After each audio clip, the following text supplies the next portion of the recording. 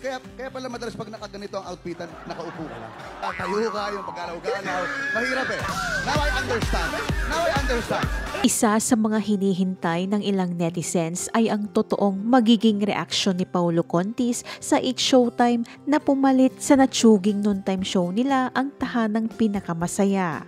At sa wakas nga ay nagbigay na ito ng pahayag sa panayam kay Paulo ng GMA News nitong Lunes, March 25 na itanong kay Paulo kung willing ba siyang makatrabaho ang mga host ng It's Showtime.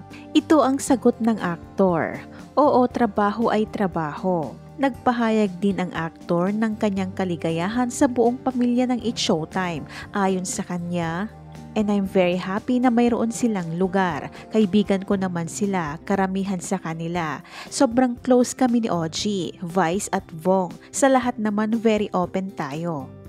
Matatandaan na naging mainit sa mata ng netizens lalo na ang mga avid fans ng Eat Bulaga ng TVJ sa mga naging pahayag noon ni Paulo sa gitna ng kanilang laban sa kung sino ang tunay na nagmamay-ari ng pangalan ng Eat Bulaga. Hindi na naman nakaligtas ang aktor sa mga batiko sa naging pahayag nito sa It's Showtime kahit nagpakita ito ng suporta at kaligayahan.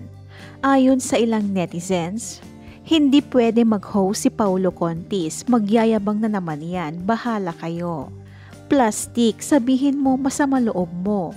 Go lang Paulo, negative or positive is still publicity. Mas lalo kang sumisikat sa ginagawa ng mga tao na galit sa'yo na di ka naman nila kilala personally. We, gusto maging co-host? Charot, haha. I'm very happy na naturuan ka na ng leksyon, sana tumino ka na. Walang lugar ang mayayabang sa Showtime.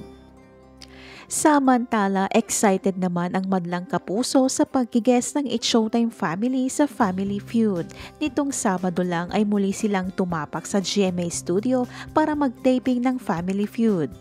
Nahati ang pamilya ng It's Showtime sa dalawang teams, ang team ni Vice at ang team ni Ann.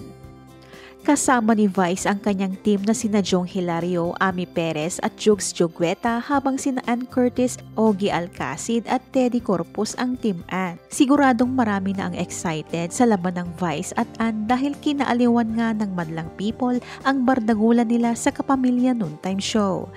Isa nga ang Family Feud sa mga kapuso shows na bibisitahin ng mga It's Showtime family bago sila umere sa Channel 7 sa April 6. Mapapanood ang guesting nila sa Family Feud pagkatapos ng Holy Week.